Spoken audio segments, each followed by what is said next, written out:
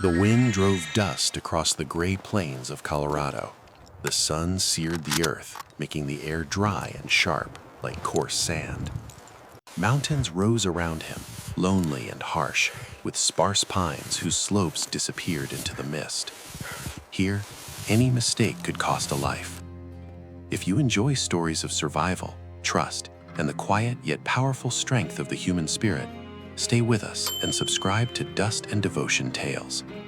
Together we'll endure cold winters, scorching days, and dive into a world where man and nature face each other directly.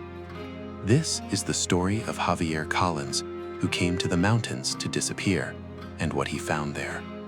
The wind carried sharp dust across the gray plains of Colorado, brushing against Javier Collins' face with a sting that made his eyes water. The mountains rose ahead, jagged and silent, their slopes scattered with sparse pines, whose dark silhouettes seemed to float in the mist. Every ridge promised solitude, every shadow a test of endurance. Javier left the city far behind, its noise, its letters, the obligations he could no longer bear. He carried nothing but a worn pack, his rifle, and Margaret, his black Labrador, moving silently at his side. The dog's coat glistened faintly in the sunlight, muscles taut under fur, ears pricked, alert to every sound. Each morning, Javier checked the cabin with meticulous care. He ran his hands over the rough-hewn walls, listening for cracks, brushing off loose snow, examining the roof for weaknesses that winter might exploit. He split firewood until his hands ached, the echo of the axe striking the frozen logs ringing in the empty valley. Each strike sent a ripple of pain through his shoulders and back, a reminder that he was still alive, that each movement mattered. The small kitchen filled with the scent of burning wood, mingling with the crisp, cold air drifting through the open windows. Marek wandered along the edge of the clearing, nose low to the ground, ears flicking at every rustle of branches or scurrying animal. Javier felt the forest settle around him, the silence stretching deep and almost tangible, broken only by the whisper of the wind through the pines. The sound carried everything: the distant crack of a branch, the tremor of the earth under Marek's paws, the low murmur of a creek hidden beyond the trees. Alone, Javier noticed for the first time the rhythm of life outside human chaos, and in that rhythm, a strange kind of companionship. Afternoons were spent gathering firewood, clearing small paths through the snow, and preparing simple meals over the hearth. He moved slowly, deliberately, each motion calculated and filled with awareness, feeling the bite of the cold through his gloves, the strain in his knees, the ache in his back. These aches were not burdens, they were proof that he existed in this place, proof that the past had not consumed him entirely. The mountains had a language, and for the first time in years, Javier listened. He felt the snow under his boots, the frost-laden air filling his lungs, the quiet weight of the forest pressing in around him. Evening settled over the peaks with a hush that felt almost sacred. Shadows stretched across the cabin, the fire casting flickering patterns on the walls, dancing like memories he could not name. Marek curled at his feet, alert yet calm, and Javier stood at the doorway, looking out across the ridge. He thought of the city, of letters left unopened, of people left behind, and felt no longing, only presence, only the awareness of wind, stone, and snow. Each breath was deep, deliberate, a tether to this place, to life itself. In the far distance, a lone hawk circled the ridge, its cry sharp against the stillness.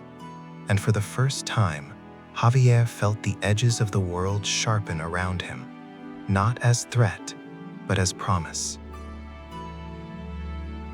Night fell slowly, stars bleeding through the thin winter clouds, and the forest seemed to exhale. Javier sat by the hearth, cleaning his rifle. Days passed, and the mountains changed with the first touch of snow. The low valleys and narrow trails were dusted with white, each branch and rock outlined in frost. Javier Collins noticed tracks, wolf prints, deep and deliberate, weaving through the underbrush, and then, almost merging with them, human footprints, barefoot, careful, measured. They moved as if someone had learned to walk in step with the predators, tracing the same rhythm without hesitation or error. Javier crouched in the cold, running a gloved hand over the delicate impressions, feeling the compacted snow give under his fingertips, the sharp bite of ice against his skin. Merrick stiffened beside him, ears sharp, growling low, his body taut as a drawn bow. The wind carried the scent of pine and wet earth, and the sound of the forest seemed amplified in the quiet. Javier followed the tracks cautiously, noting the subtle variations, the pressure of weight, the depth of the heel, the way the snow had compressed under the toes. Sometimes the prints skirted the edge of the clearing, sometimes traced the banks of a hidden creek, as if whoever had made them was learning the land, becoming part of it without disturbing it. Javier could feel the pulse of the forest around him, each snap of a twig, each rustle of a hidden animal, a signal he had learned to read. At night, the wolf howls carried far, echoing through the ridges and valleys, and Javier's attention shifted from the patterns in the snow to the meaning behind the sound. There was no fear, not exactly, but a deep, instinctive curiosity that stirred something he had not felt in years, something waiting to be understood. He noticed how the prints repeated, appearing at the edges of his cabin, near the stream, always deliberate, as though the presence watching him had grown accustomed to his own rhythms. It was a conversation without words, a careful dance across frost and stone, and Javier felt a strange respect forming for this silent, unseen companion.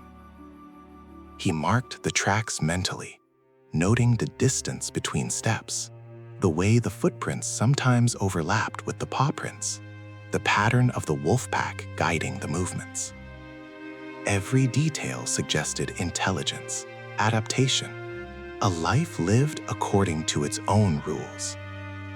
Javier realized that the forest was not empty, that it held someone alive, moving with patience and precision, someone who understood the laws of survival without explanation. Even Merrick seemed aware of the subtle shift, the dog's head tilted, nostrils flaring, watching the snow as if he could sense the other presence, and growled softly at nothing visible. Through the cold days, Javier maintained his routines, clearing snow from the roof, tending the fire, preparing meals. Yet the forest and the tracks never left his mind. Every glance across the ridge, every snap of a frozen branch reminded him that he was no longer alone in this wilderness. The footprints spoke of a life he could not yet fully see, but he could feel it, like a heartbeat under the snow. And with each step he traced in his own boots, Javier sensed the quiet anticipation, the tension, the fragile balance between his solitude and the presence moving alongside him in the frozen landscape. By the time the pale sun fell behind the ridges, Javier had a full understanding. Someone, human and wolf together, was learning the mountains as he had, existing in a space between worlds, The snow hid secrets, but it also revealed them in impressions small enough to miss at first glance, but powerful enough to stir curiosity, awe, and caution. He returned to the cabin that evening, the cold biting deeper.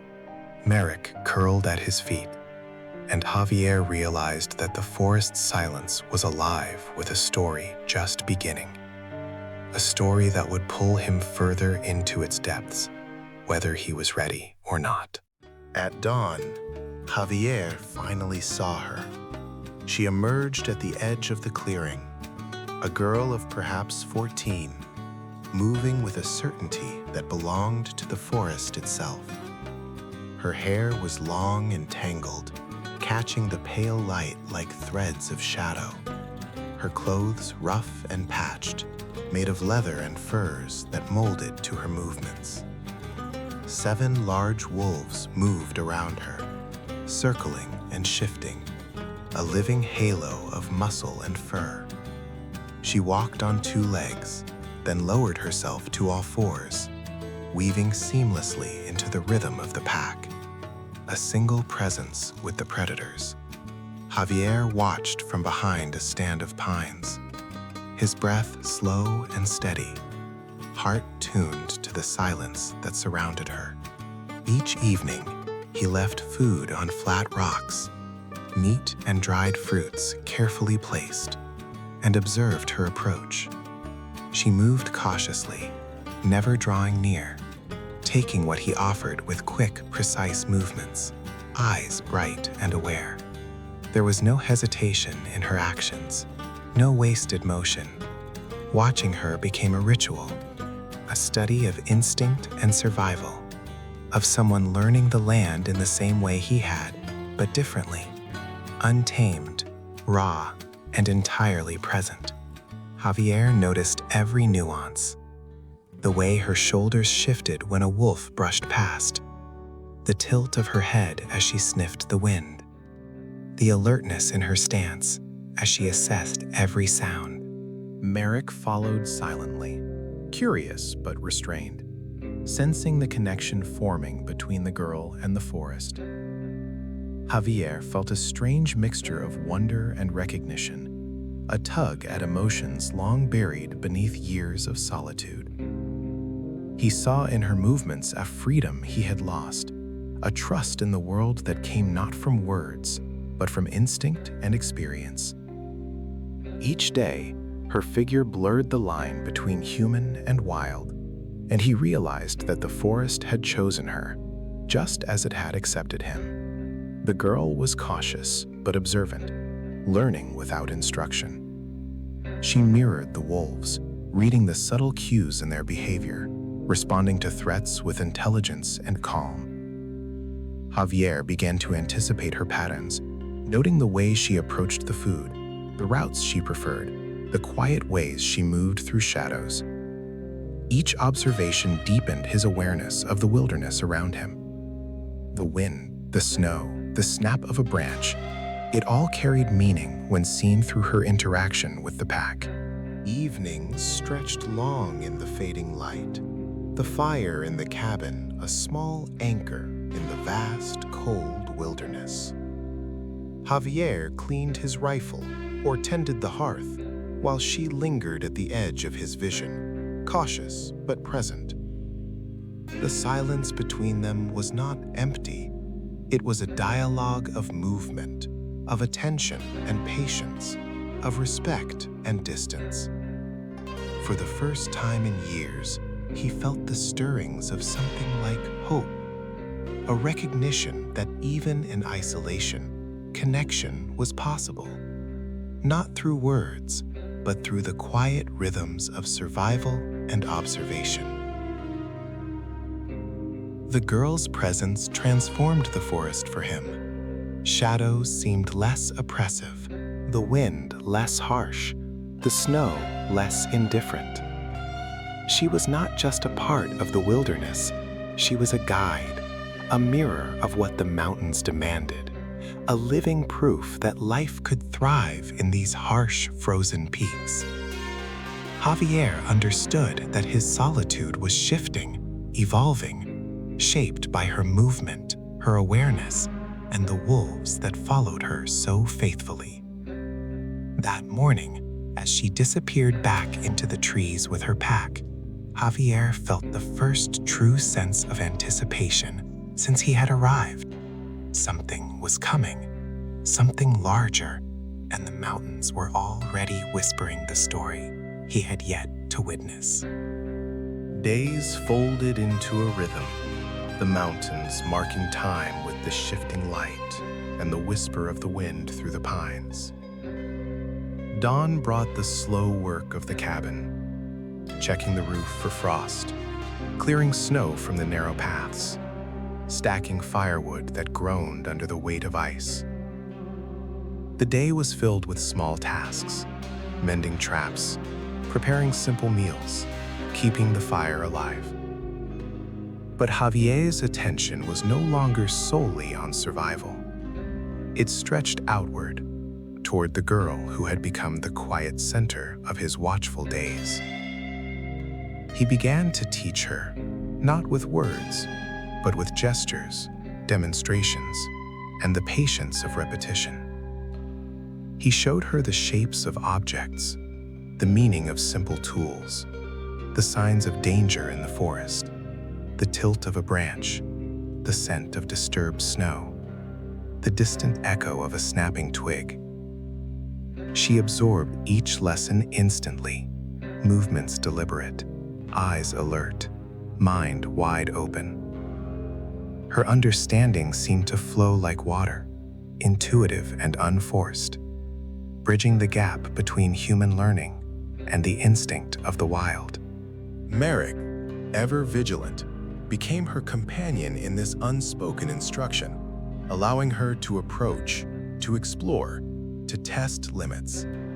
Javier watched, feeling the subtle shift in his own perception. The routine of labor, once monotonous and solitary, gained texture and purpose. Each stroke of the axe, each careful step on icy ground, each spark of fire against the twilight became infused with meaning. He realized that teaching her was not just giving knowledge, it was a dialogue of presence, a recognition of shared awareness, a shaping of trust. Evenings were the most revealing. By the glow of the fire, she repeated the lessons she had observed, touching the objects, tracing patterns, mimicking signals, sometimes faltering, sometimes precise, always attentive. Javier noticed the quiet moments, the pause before she acted, the subtle hesitation when a wolf approached, the way she adjusted her stance when he watched. Each gesture was a bridge between worlds, a fragile thread connecting human and wilderness, solitude and companionship. The forest itself seemed to acknowledge her growing understanding. Shadows shifted less threateningly, the wind softened around the clearing, and the rhythm of life felt synchronized. Javier felt his own sense of isolation transforming, replaced by a careful attention that had been dormant for years. This was not mere survival. It was learning, observing, adapting, connecting. He had thought the mountains would teach him only solitude and endurance, but they had brought him something more, an opportunity to witness growth, to nurture instinct and intelligence in a life both wild and human. By nightfall, when snowflakes drifted through the branches like slow silver rain, Javier and the girl sat in quiet observation. Margaret lay curled at his feet, ears flicking at the sounds of the forest. Javier watched her, feeling the weight of their unspoken bond, the strength of understanding that needed no language. In that shared silence, he recognized the transformation of both their worlds. The cabin no longer just a refuge, the mountains no longer just a wilderness. They had begun to intertwine, the girl and the wolves, Javier and the land, each learning from the other, each shaping the rhythm of the days that would follow. The calm that had settled over the mountains was fragile. A thin veneer stretched over the harsh wilderness. It shattered one gray morning when signs of intrusion appeared along the snow-covered paths. Javier sensed it before he saw it, a disturbance in the rhythm of the forest, the subtle crunch of boots on frost, too deliberate to be deer or wolf. He moved swiftly, checking the perimeter, ensuring the cabin and its fragile defenses held. Every stick, every slope of the terrain, every shadow became part of a growing map of threat. The girl understood instinctively. She mirrored his movements, crouching low, scanning the trees, alert to every sound. Javier taught her the signals: a raised hand, a shift of weight, a tap on the ground, each cue meaning something vital. She learned quickly, responding with precision, moving through the snow with silent purpose. The wolves, sensing the tension, circled closer, their bodies tight, ears erect, teeth glinting faintly in the pale sunlight. As the intruders approached, the forest became a theater of strategy. Javier had prepared traps, hidden lines of firewood and snow, obstacles that would slow any unwelcome advance. The girl took her place, crouched behind a ridge, eyes sweeping the tree line, anticipating movement, ready to act in coordination with Javier and the wolves. Each rustle of branches, each falling icicle, each breath in the cold air was a signal, a warning, a piece of the puzzle. When the hunters finally emerged into the clearing, the plan came alive. Traps triggered with precise timing. Branches snapped in calculated ways, and the wolves unleashed a sudden, terrifying presence. Their growls filled the forest, a chorus of warning and power, drawing the men into disarray. The girl moved decisively, her steps guided by instinct and instruction, leading one man away from the others, steering threats into traps, protecting Javier and her pack alike. Her movements were a dance of intelligence and courage, blending human strategy with the untamed rhythm of the wild. Each encounter sharpened their awareness, honed their connection. Javier noted the subtle cues she gave the wolves, the way she communicated danger without a word. The intruders, confused and wary, faltered under the coordinated defense of human, girl, and wolf. Snow flew under bounding paws, wood cracked under pressure, and the wind carried a sense of controlled chaos. Through it all, Javier felt a strange exhilaration, a mixture of fear, respect, and awe at what had been created in the isolation of these mountains. By nightfall, the intruders had retreated, leaving only the scent of smoke and the faint echo of their retreating voices. The girl surveyed the clearing, checking the perimeter, watching over the wounded branches and disturbed snow. Javier saw in her eyes the reflection of a new kind of mastery, one that combined the lessons of the mountains, the lessons of the pack, and the lessons he had quietly passed on. The forest, once indifferent, now acknowledged her presence. It had become a shared domain, a space of vigilance, trust, and survival, where every heartbeat, every breath, and every movement mattered. The first light of dawn painted the mountains in pale gold and soft gray, the forest trembling under the slow warmth of the sun. The arrival of a woman seeking her missing niece shifted the quiet rhythm that Javier and the girl had built over weeks. She moved carefully through the snow, eyes scanning, body tense with hope and caution. The girl, watching from the edge of the clearing, felt a mixture of recognition and uncertainty. realizing that her world could extend beyond the boundaries of the mountains and the pack she had grown with. Javier observed her, seeing the hesitation and the curiosity that mingled within her. He guided her movements subtly, ensuring her safety, letting her choose her path, while the wolves remained alert around them. The girl slowly understood what it meant to live between two worlds: the structured safety and learning among humans during the winter, and the freedom, instinct, and rhythm of the wild with the wolves in the warmer months.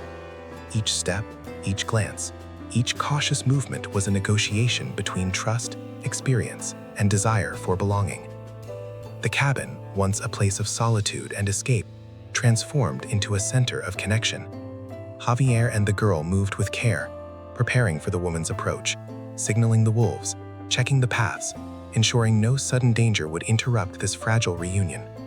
She approached the girl, offering recognition and quiet gestures of comfort, bridging a gap of years and absence, while the girl reciprocated cautiously, her instincts tempered by the patience Javier had taught her. With the first full light settling over the clearing, the girl accepted her choice. She would live between worlds, carrying lessons of both wilderness and human trust, moving fluidly between freedom and guidance, instinct and learning. Javier watched with a quiet satisfaction, knowing that the mountains had taught him more than solitude. They had offered him connection, purpose, and the chance to help shape a life guided by respect, courage, and care. The wolves, ever faithful, remained close, a reminder of the strength found in shared vigilance and loyalty. The forest exhaled a deep calm, the air carrying the faint scent of pine and snow. Javier felt the weight of his own solitude lifted, replaced with the presence of life he could nurture and protect. The girl's laughter, tentative at first, rippled across the clearing, blending with the sound of flowing water and the quiet stirrings of the pack. Together, they had built a new kind of family, one defined by choice, trust, and shared strength, where the boundaries between human and wild were respected, yet connected. As the day brightened, Javier looked out over the mountains, feeling the sun warm his face. He had come to escape, to disappear, but instead, he had found belonging, life, and an enduring bond. The girl's eyes met his, a silent acknowledgement of what they had built together. A life balanced between worlds, where freedom and care, instinct and guidance could coexist. He knew the mountains would continue to teach, to challenge, to shelter, and to reward those who listen. For those who share in these stories of survival, connection, and quiet strength, subscribe to Dust and Devotion Tales and journey with us into the wilderness, where the human spirit meets the untamed, and where courage, trust, and care define the lives that flourish there.